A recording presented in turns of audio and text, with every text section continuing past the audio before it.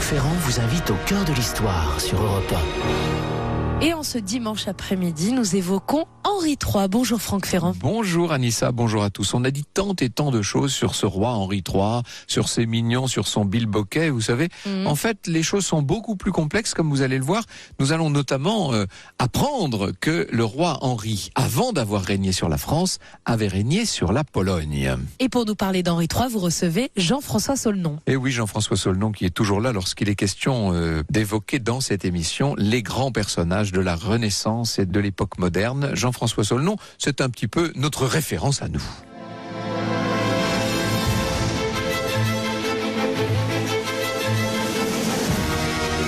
Au cœur de l'histoire sur Europe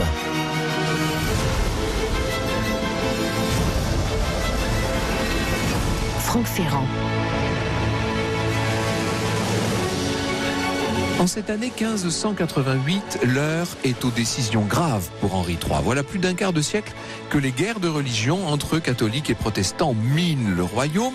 Et depuis 1584, une circonstance attise encore les tensions, puisque depuis la mort du dernier frère du roi, l'héritier légitime du royaume est Henri de Navarre. Et Henri de Navarre, c'est le chef du parti huguenot.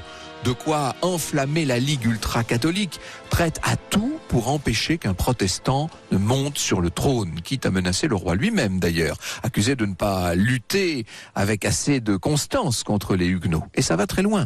En mai 1588, le duc de Guise, chef des catholiques, enfreint l'ordre d'Henri III de ne pas se rendre à Paris. Il faut vous dire que Paris est totalement conquise, totalement acquise à la Ligue.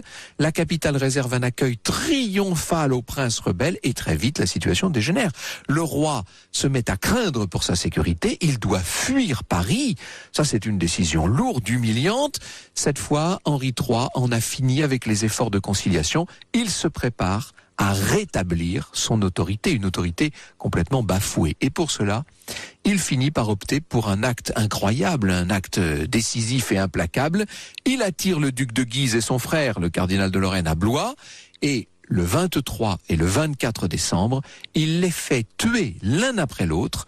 Il touche ainsi les ultra-catholiques à la tête dans tout le royaume. Vous imaginez l'effroi causé par la nouvelle de cette double exécution, onde de choc terrible.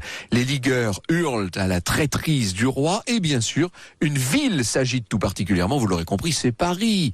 Montaient ensemble dans le ciel de la capitale les supplications à Dieu et les appels au meurtre contre un roi satanique, raconte Jean-François Saulnon. Le 7 janvier 1589, la Sorbonne délia solennellement les sujets du royaume de l'obéissance due au souverain. Vous imaginez ça quand même. Ces portraits furent lacérés, jetés aux flammes. Chaque Français pouvait désormais prendre les armes contre lui.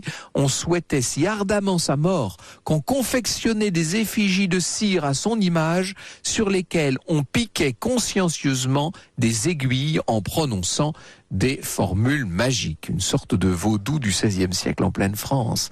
En quelques semaines, la plupart des grandes villes du royaume sont contrôlées par la Ligue, Nantes, Dijon, Bourges, Bordeaux, Lyon, Le Mans. La liste pourrait continuer longtemps. La situation est critique pour Henri III. Une grande partie du territoire se met à lui échapper et l'Église tempête. Vous imaginez ça? Il a fait exécuter un cardinal. On dit même qu'il l'a fait rôtir à la broche. L'excommunication qui plane menace son prestige et son autorité. Quant au nouveau chef des ligueurs, le duc de Mayenne est le frère du duc et du cardinal assassiné, il entend bien ne pas laisser Henri III s'en tirer comme cela. L'entrée de Mayenne dans Paris, précise Jean-Pierre Bablon, le 12 février, est saluée par des transports. On lui décerne le titre prestigieux et inédit de lieutenant général de l'État royal et couronne de France. C'est assez dire que la monarchie est en sursis, puisque la révolution parisienne s'est donnée un généralissime. La menace militaire du duc de Mayenne est réelle. Il n'y a aucun accord à espérer avec lui. Alors là, on n'est plus du tout dans une période de transigence ou de négociation. Et c'est ainsi qu'au fil des semaines, le roi Henri III, mûrit une décision difficile, longtemps impensable, mais que la situation rend pressante. Une alliance avec les protestants d'Henri de Navarre. Nous y voilà. Bien sûr, le roi est un catholique sincère. Il est habitué à combattre son cousin huguenot, et il l'a confronté à un choix comme celui-là, quelques scrupules, bien entendu. Seulement, que voulez-vous? Nécessité fait loi. Et cela tombe bien, Henri de Navarre a réfléchi de son côté, des contacts sont pris, des liens sont noués, le parti royal et le parti huguenot font un pas l'un vers l'autre, puis deux, puis plusieurs, jusqu'à ce qu'Henri III invite formellement Navarre à lui rendre visite. Et Navarre accepte la rencontre, malgré la méfiance d'une partie de son entourage, qui soupçonne évidemment un piège du roi de France. L'entrevue est organisée dans le parc de Plessis-les-Tours. Pas de doute pour les contemporains, après tant d'années de guerre, ce rapprochement est un événement considérable. Les deux hommes ne se sont pas vus, depuis de nombreuses années. Le roi a 37 ans, il a toujours son beau regard majestueux, mais il faut bien dire que ses traits ont vieilli. Quant à Henri IV, qui est de 2 ans son cadet, il porte une barbe légèrement blanchie. Jean-Pierre Bablon note: une immense affluence se presse. Les arbres sont chargés de grappes de spectateurs. Les courtisans et tout le bon peuple de Tours se frottent les yeux durant plusieurs minutes. Les rois restent à 4 pas l'un de l'autre, se tendant les bras sans pouvoir se toucher tant la foule était grande. Ce temps suffit pour se regarder et se reconnaître. Enfin, ils parviennent à se rapprocher. Navarre se jette à genoux et fait le geste de baiser les pieds du roi, mais celui-ci le relève et l'embrasse. Tous deux multiplient les manifestations de tendresse à la plus grande joie de la foule qui trépigne. Ainsi, l'alliance du roi valois et du protestant béarnais, cette alliance tellement impensable, est scellée. Les deux ennemis sont prêts, ensemble, à en découdre avec les ligueurs.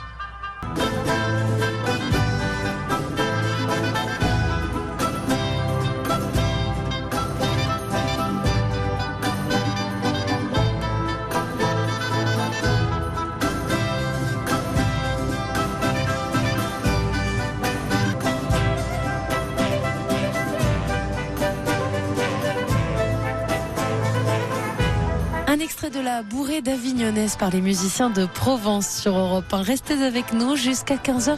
Franck Ferrand vous raconte l'assassinat d'Henri III et la suite, c'est dans un instant. Europe 1, au cœur de l'histoire. Franck Ferrand. Alors cet après-midi, Franck Ferrand, vous revenez sur un tournant des guerres de religion sous le règne d'Henri III dans les années 1588-1589. Le roi a fait exécuter les princes de Guise à la tête de la Ligue ultra-catholique, ce qui a déclenché, on l'a vu il y a un instant, une importante révolte contre lui, notamment à Paris. Il doit donc se résoudre à une alliance avec son ancien ennemi protestant Henri de Navarre. Alors, je me pose quand même une question, Franck. Comment ça se fait qu'Henri III n'a pas d'autre héritier que son cousin éloigné? Eh bien, c'est tout un concours de circonstances malheureuses, d'où d'ailleurs l'idée parfois de malédiction, qui a souvent même été évoquée. Les parents d'Henri III, Henri II et Catherine de Médicis, ont eu de nombreux enfants, dont 5 garçons. On se disait que la succession au trône était parfaitement assurée. Oui, sauf que tous ces princes sont morts avant d'avoir eu une descendance légitime, et qu'Henri III est maintenant le seul survivant. Un problème se pose. Henri est marié depuis 1575 avec Louise de Lorraine-Vaudémont. Seulement, malgré tous les efforts du couple royal, aucun enfant n'est né. Et plus le temps passe, plus on peut douter maintenant qu'un héritier ne survienne. Et c'est ainsi qu'Henri de Navarre, héritier de la branche cousine des Bourbons, donc qui descendent d'un des fils de Saint-Louis, c'est ainsi qu'Henri devient l'héritier naturel. C'est le plus proche parent masculin d'Henri III. Que voulez-vous? Le roi catholique et son cousin protestant désormais sont alliés, vous l'aurez compris, ce qui n'exclut pas le maintien d'une certaine suspicion entre les deux parties, bien entendu. Mais ensemble, ils se sentent assez forts pour contrer les ligueurs, pour contrer le duc de Mayenne et ses ultra-catholiques, avec pour but, bien sûr, de reprendre la capitale. Leur stratégie semble la bonne. Avec leur armée, quand je dis leur armée, c'est 30 000 hommes environ, ils vont enchaîner les victoires et s'approcher de plus en plus de la capitale.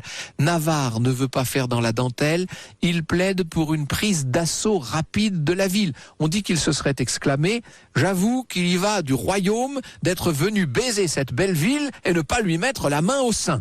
Je ne le dis pas avec l'accent béarnais, mais c'est pas l'envie qui m'en manque.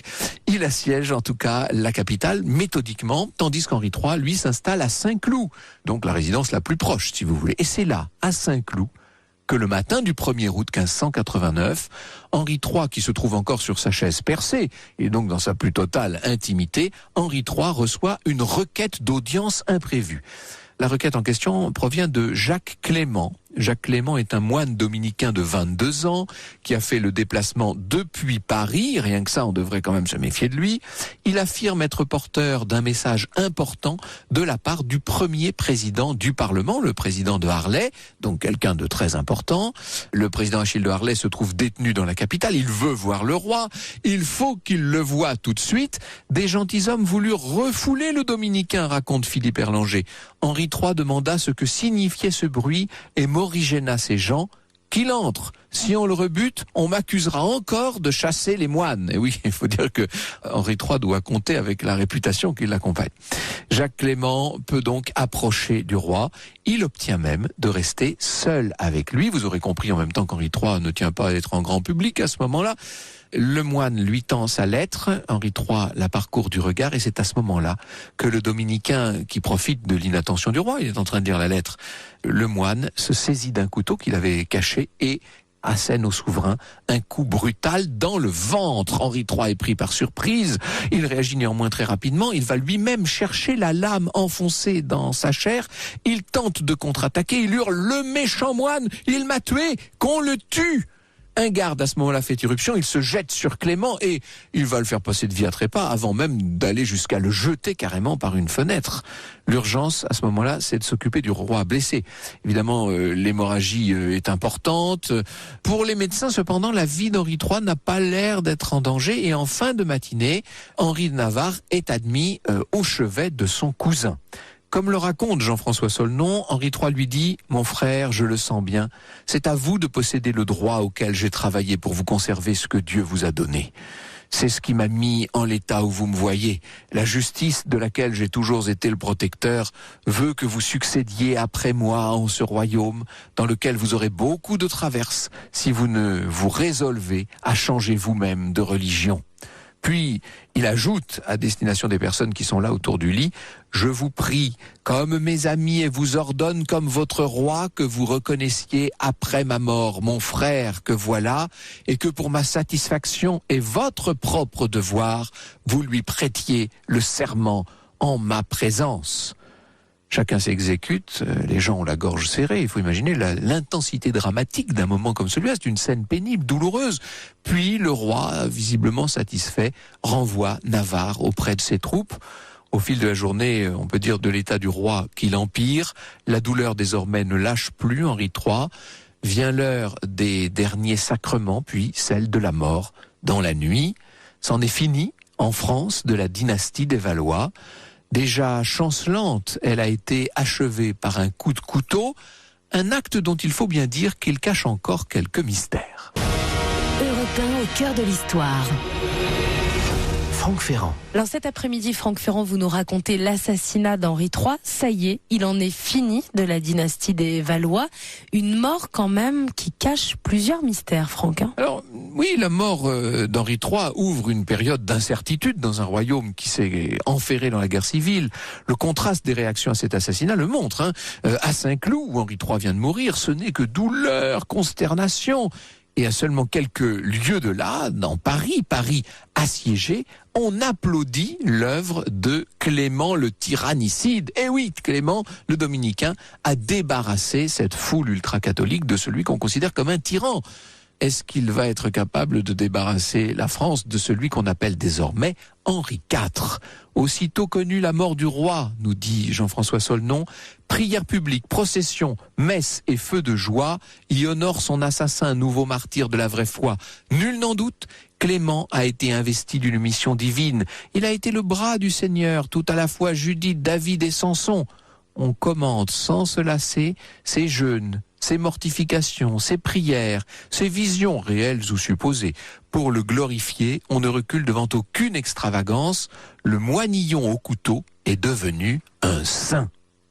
De leur côté, les fidèles d'Henri III n'en feront pas moins écarteler le cadavre de Jacques Clément. Vous savez que l'écartèlement, c'est le sort réservé aux régicides. Mais enfin là, il était mort déjà. Ça lui a épargné ça, Clément.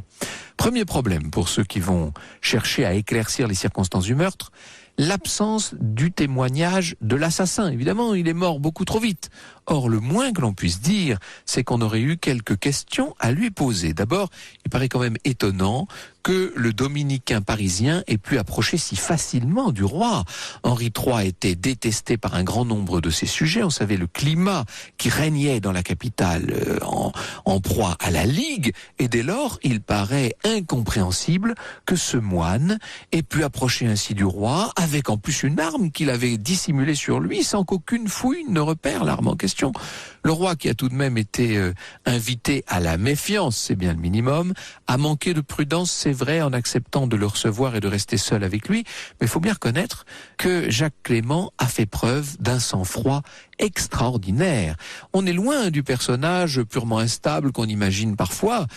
Il a convaincu les gardes de ses bonnes intentions, il est resté parfaitement serein lorsqu'on l'a interrogé sur lui, il a eu toutes les bonnes réactions, il a trouvé les mots qu'il fallait. De plus, il possédait des documents qui pouvaient inspirer confiance. Il a réussi à obtenir un passeport, une lettre pour démontrer sa bonne foi, tout à fait crédible. Donc, on peut dire que tout ça ne sent pas l'acte improvisé. Tout ça a été longuement mûri, évidemment. Et ça renvoie à la question fondamentale de l'enquête. Jacques Clément a-t-il ou non bénéficié de complicité ? Il paraît à peu près impossible qu'il n'ait agi que de lui-même. Vous imaginez cet homme qui aurait été capable de monter tout ça, de se faire tous ses papiers, etc. Autre grande difficulté pour les enquêteurs, la guerre en cours qui ne facilite évidemment pas les investigations. En temps normal, ces investigations auraient pu être poursuivies au cœur de Paris, là d'où venait le moine, on aurait méthodiquement interrogé son entourage, etc. Là, évidemment, tout est beaucoup plus difficile. Néanmoins, des hommes d'Henri IV vont faire un joli coup. Ils parviennent quelques mois plus tard à s'emparer du supérieur de Jacques Clément, son supérieur dominicain, au cours d'une opération autour de la capitale. Son procès s'ouvrit devant le Parlement de Tours, raconte Jean-François Saulnon. Le prieur nia tout. Non, il n'avait rien su des intentions de Clément. Non, il n'avait pas prêché avant la mort du roi pour appeler au régicide ou après pour le glorifier. Il n'en fut pas moins condamné à mort pour crime de lèse-majesté et écartelé sans avoir confessé le secret du meurtre ni donné ses complices. Est-ce qu'il faut s'arrêter là dans l'enquête ? Est-ce qu'il ne faudrait pas remonter encore d'un cran ?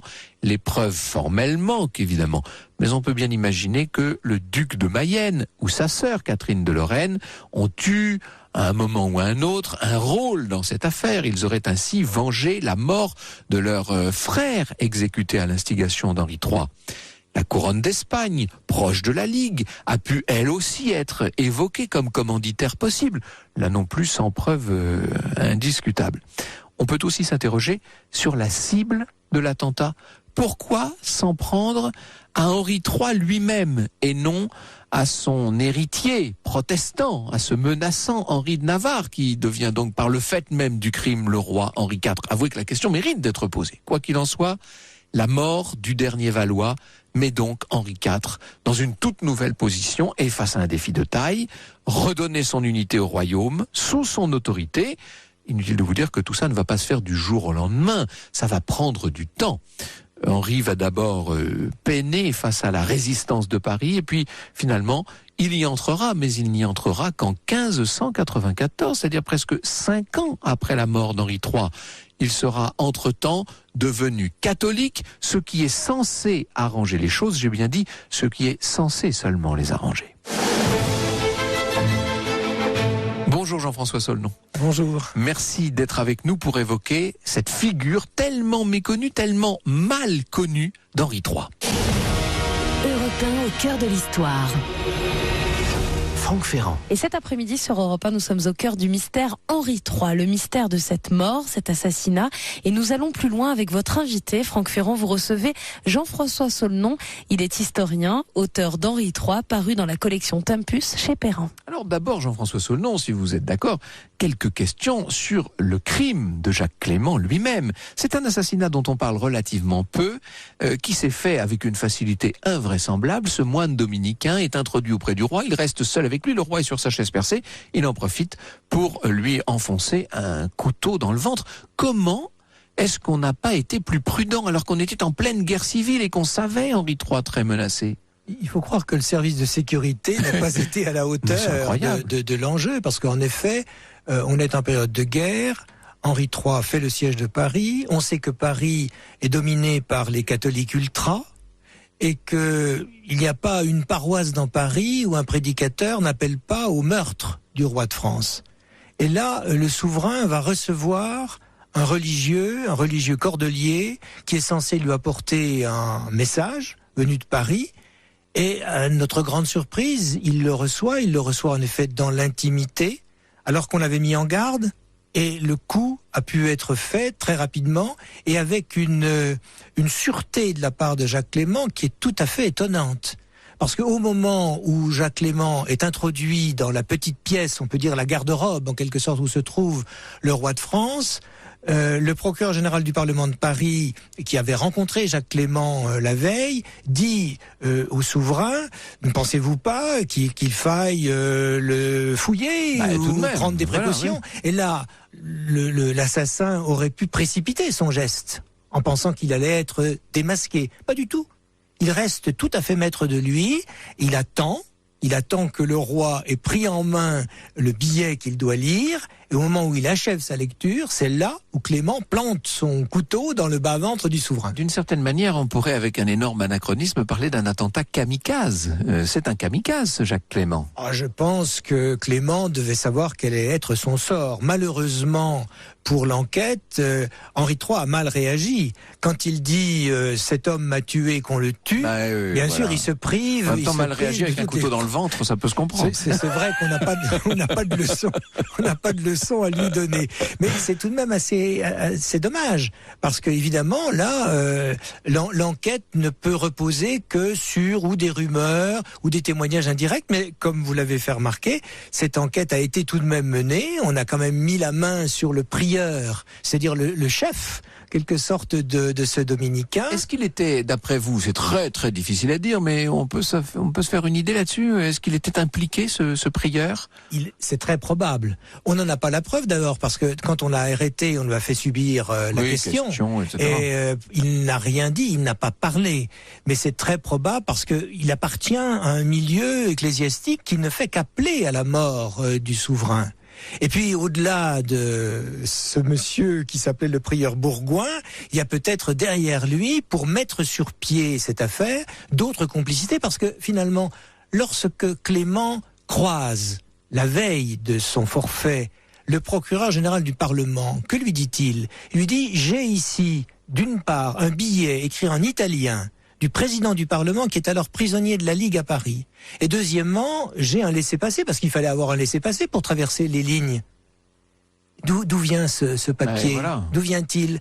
Il a pu lui être rédigé et donné par le prévôt des marchands, c'est-à-dire le maire de Paris, qui s'appelait Lachapelle-Marteau, qui était un fiefé ligueur. Par conséquent, on peut remonter comme ça sans preuve absolue, mais on peut remonter la filière et arriver alors au sommet de ceux qui avaient intérêt à la disparition du roi, c'est-à-dire le frère et la sœur du duc de Guise assassinés quelques mois auparavant, c'est-à-dire le duc de Mayenne et la duchesse de Montpensier. On peut dire donc que, quasiment à coup sûr, Jacques Clément a agi sur ordre, ou en tout cas entouré, accompagné, Jacques aidé. Jacques Clément a eu des commanditaires et ça a été le bras armé des ligueurs, des catholiques ultras, comme on a l'habitude de le dire, qui tenaient Paris. Oui, et qui vont fêter la mort d'Henri III, bien entendu. Alors, Henri III, qui a toujours été mal jugé par ses contemporains, cette hostilité au roi ne va faire que se développer, y compris après sa mort. On n'a même pas la charité de penser à l'âme du défunt. On l'accuse davantage encore, et non seulement on l'accuse de tous les maux, mais on va jusqu'à prétendre qu'il est mort après avoir refusé les ultimes sacrements. Donc ça voudrait dire que le roi de France, loin du Seigneur, est mort en impie. Ce qui est évidemment totalement faux, bien sûr. Totalement faux, mais ça montre assez la haine qu'Henri III avait suscitée chez les ultra-catholiques parisiens. Il les avait profondément dégoûtés, et c'est vrai que l'assassinat du duc de Guise à Blois, quelque temps plus tôt, n'avait pas aidé les choses. L'assassinat du duc de Guise et du cardinal a été une opération techniquement réussie, mais politiquement tout à fait fâcheuse. Oui, voilà. Et Catherine de Médicis, qui était elle-même à l'article de la mort, l'avait senti et compris. Ça. Lorsque Henri III se rend dans l'appartement de sa mère pour lui expliquer Monsieur de Guise est mort, elle aurait eu cette phrase, ça a été bien taillé, mais maintenant il faut recoudre. Voilà. C'est-à-dire qu'elle a une vision politique à plus long terme.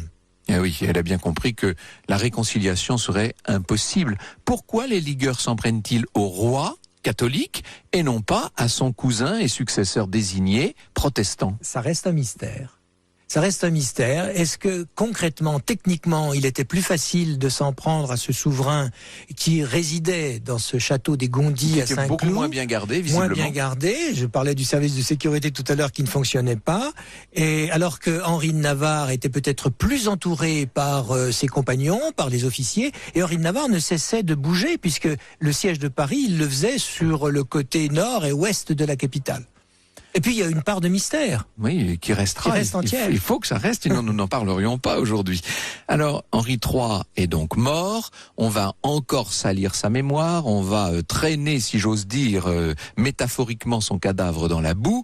Qu'en est-il du véritable personnage? Qui était vraiment le roi Henri III? C'est ce que nous allons essayer de voir avec vous dans un instant. Europe 1 au cœur de l'histoire. Franck Ferrand. Cet après-midi, nous sommes au cœur de l'histoire d'Henri III, jusqu'à 15h, le mystère Henri III. Nous allons plus loin, Franck Ferrand, avec votre invité Jean-François Solnon. Il est historien et auteur d'Henri III, paru dans la collection Tempus chez Perrin. Oui, il faut peut-être que nous commencions, Jean-François Solnon, par expliquer à nos auditeurs qu'Henri III n'est qu'un des nombreux enfants d'Henri II et de Catherine de Médicis, plusieurs fils. Donc la succession d'Henri II était clairement et facilement assurée. François d'abord, qui devient François II, puis Charles IX. Charles, puis Henri, mais autant Henri II était une force de la nature, c'était un grand bel homme bâti en force ou taillé en force, un comme sportif, on aimait à comme dire, nous dirions-nous. Un sportif, autant ses enfants souffrent de différentes maladies qui vont les emporter dans la tombe très tôt. Or, il se trouve que le troisième, après François II, après Charles IX, Henri est un grand bel homme, qui semble être en santé, ce qui ne lui évitera pas quelques soucis au cours de sa vie. Mais ça fait une grosse différence avec ses deux frères aînés. C'est tout à fait différent. Et cet homme va régner assez longtemps, depuis 1574 jusqu'à son assassinat en 1589. Et puis encore un frère. Le frère, c'est l'enfant terrible. C'est François, qui s'appelle François duc d'Alençon, qui va s'appeler ensuite François duc d'Anjou, qui vraiment... Le mouton noir de la famille. Véritablement, et qui essaye de se tailler une couronne quelque part, peut-être aux Pays-Bas, peut-être en Pologne, lorsque Henri III est rentré de ce pays lointain, et qui ne va cesser d'intriguer et de comploter contre son frère. Nous allons parler de la Pologne dans un instant. Peut-on dire de celui qui va devenir Henri III qu'il est le chouchou de Catherine de Médicis? C'est le fils préféré. Catherine de Médicis, vous savez, a attendu pas moins de 10 ans pour donner naissance à un héritier. 10 ans de stérilité. Oui. Donc 10 ans ça de menaces de menaces de répudiation. Et ensuite, si j'ose dire, les maternités s'enchaînent. Et à partir du moment où le secret a été percé, on va pas entrer dans tous les détails, mais à partir de ce moment-là, elle se met à faire des enfants. Il y a 10 enfants, une douzaine d'années en quelque sorte, et elle a 2 préférés. Elle a sa fille préférée, c'est Élisabeth ou Isabelle, celle qui va épouser le roi d'Espagne Philippe II. Et le fils préféré, évidemment, il est très très beau, c'est Henri, futur Henri III, qu'elle appelle mes yeux, qu'elle appelle mon tout. Enfin, elle lui passe beaucoup de choses. Et c'est un amour réciproque. Et il le lui rend bien parce qu'il est très attaché à sa mère. D'ailleurs, il va lui laisser tout de même une place, certes une plus petite place qu'elle n'osait le demander. Ça, c'est incontestable. Mais vous voyez, jusqu'à la fin de son existence, il est auprès de sa mère jusqu'au mois de janvier 1589, c'est-à-dire la date de la mort de Catherine de Médicis. Oui, il a été un fils très fidèle. Elle a eu de très grands espoirs en lui. Comment devient-il roi de Pologne? Racontez-nous cette histoire. La préoccupation de Catherine, c'est d'établir ses enfants avec une couronne. Donc on a l'impression qu'elle va chercher dans l'Europe du temps les moyens Bonaparte dans de donner des couronnes à ses enfants. Et lorsque Charles IX régnant, la couronne de Pologne s'offre à Henri d'Anjou, évidemment, elle envoie immédiatement à Varsovie un ecclésiastique qui était l'évêque de Valence, il s'appelait Jean de Montluc, pour préparer cette élection, parce que la Pologne est un curieux pays. C'est une république qui a à la tête un roi, et c'est un roi élective. qui est élu. Voilà, c'est ça. Où la noblesse a un très grand rôle. Or, la noblesse polonaise, va s'enthousiasmer pour ce prince français, parce que il est connu comme étant un militaire. Il avait remporté en effet des victoires brillantes pendant les guerres de religion, à Jarnac, à Maucontour. Il était très jeune à cette époque-là, il avait une vingtaine d'années. Sa renommée a franchi les frontières, et les Polonais se disent, si nous avons à lutter contre notre grand ennemi oriental, c'est-à-dire le prince de Moscou, il nous faut un véritable militaire. Moscovie à l'époque. Voilà. C'est pas encore la Russie, c'est encore la Moscovie. Et pour lutter contre le prince de Moscou, il nous faut un stratège. Donc Henri a été élu. Alors il faut imaginer dans la plaine qui est à côté de Varsovie, le rassemblement de toute la noblesse, parce que chaque noble est électeur et éligible d'ailleurs. Donc il y a 40 000 personnes qui se réunissent et qui votent pour Henri de Valois, et on lui offre ainsi la couronne. Mais attention, cette couronne ne lui est pas offerte sans contrepartie. Car dans cette monarchie qui est une monarchie élective, il y a un rôle très important joué par la diète. Et la diète est peuplée par les nobles. La diète, c'est le Parlement. Qui limite les pouvoirs. Or, Henri de Valois pense régner en Pologne comme il régnerait en France, c'est-à-dire en monarque absolu.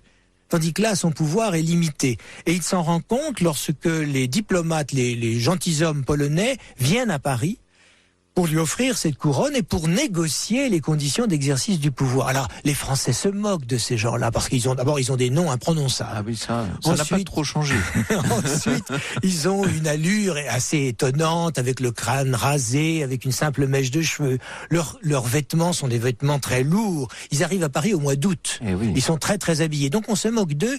On se moque d'eux jusqu'au moment où on se rend compte que ces gens sont extrêmement cultivés, que leur langue ordinaire, la langue officielle de la Pologne, c'est le latin, qui parlent l'italien, l'espagnol, et que ce ne sont pas des barbares. Alors les négociations ont lieu. On demande au roi et au futur roi de Pologne de prêter serment sur les libertés polonaises, c'est-à-dire les limitations de son pouvoir. Henri renacle, tente à éviter cette prestation de serment, jusqu'au moment où un noble polonais lui dit « Tu signeras ou tu ne régneras point ». Voilà. Henri se plie à cet exercice. On reçoit magnifiquement ces gentilshommes polonais, on leur offre des fêtes absolument somptueuses, et ils s'apprêtent à partir pour ce lointain pays. J'allais dire, la réciproque est vraie, c'est-à-dire que l'arrivée d'Henri en Pologne va être somptueuse aussi. Il va trouver d'ailleurs en Pologne un certain nombre des pratiques qu'il introduira par la suite à la cour de France et qui sont en partie à l'origine de notre étiquette royale. Il a découvert ce que c'était qu'un monarque. Il était prince jusque-là. Il était prince, il n'était que le frère en quelque sorte, tandis que là, il exerce l'autorité, il préside la cour.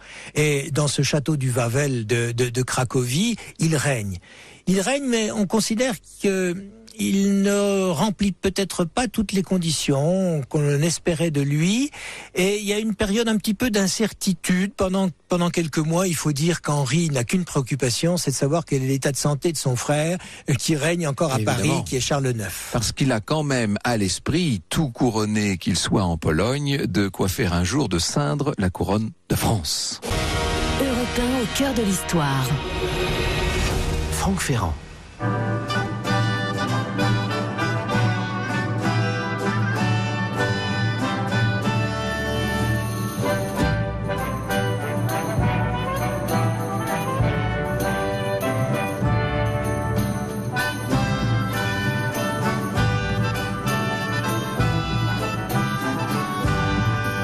Depuis 14h, Franck Ferrand, vous nous faites revivre l'assassinat d'Henri III et nous essayons de percer ce mystère avec votre invité Jean-François Saulnon, historien, auteur d'Henri III, un livre que vous pouvez retrouver dans la collection Tempus, paru chez Perrin. Alors Henri ne reste donc pas très longtemps en Pologne, et quand il rentre à Paris, c'est pour devenir roi de France, puisque son frère Charles IX est mort, Jean-François Saulnon. Oui, il respecte les règles du droit public français, en dépit des agissements de son frère cadet, François d'Alençon, qui espérait court-circuiter ainsi Henri d'Anjou. Celui-ci s'empresse d'abandonner le Wawel, d'abandonner Cracovie, d'abandonner la sœur du dernier souverain Jagellon, c'est-à-dire la princesse Anna, et fuit. Donc il y a toute une mise en scène pour la fuite. Alors il est immédiatement poursuivi d'ailleurs par des gentilshommes polonais. Il y a des scènes qui sont assez cocasses lorsque il traverse une rivière et puis les gentilshommes polonais lancent leurs chevaux dans la rivière et tout en barbotant dans l'eau, ils crient en latin évidemment Illustrissime Majestas cur fugit, hein, pourquoi fuis-tu?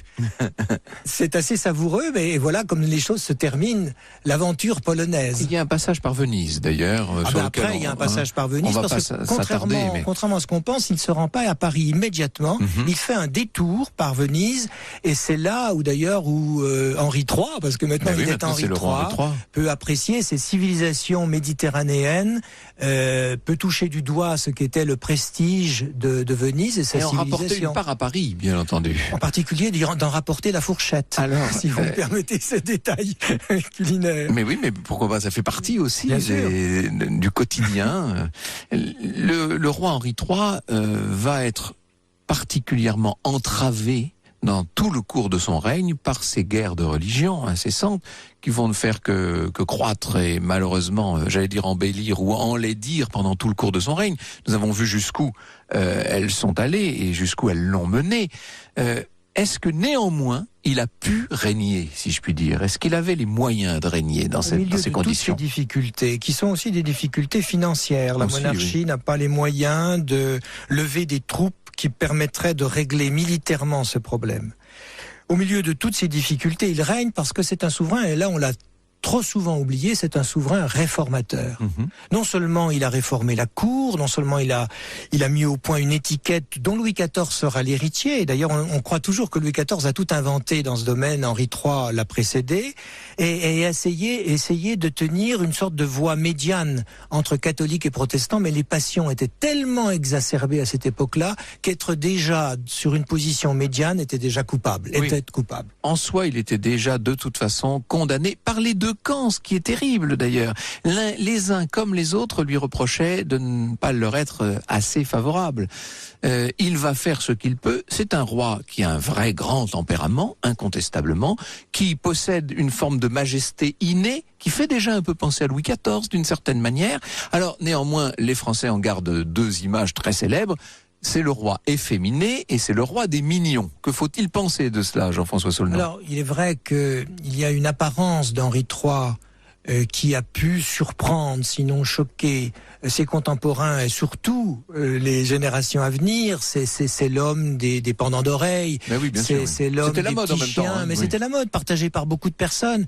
Et c'est un homme qui aime à s'entourer donc de jeunes gens, généralement beaux, généralement cultivés, qui sont par ailleurs de fines lames, qui s'entretuent volontiers et qui aiment les femmes aussi. Mais cette prédilection pour ces jeunes gens s'explique par le fait que Henri III veut avoir pour lui des gens qui soient sûrs et qui court-circuitent ainsi les grands féodaux. Donc il veut se constituer un entourage qui lui soit parfaitement fidèle. C'est cela qui explique que tous ces jeunes gens se feraient tuer pour lui, il faut le dire. Ah, véritablement.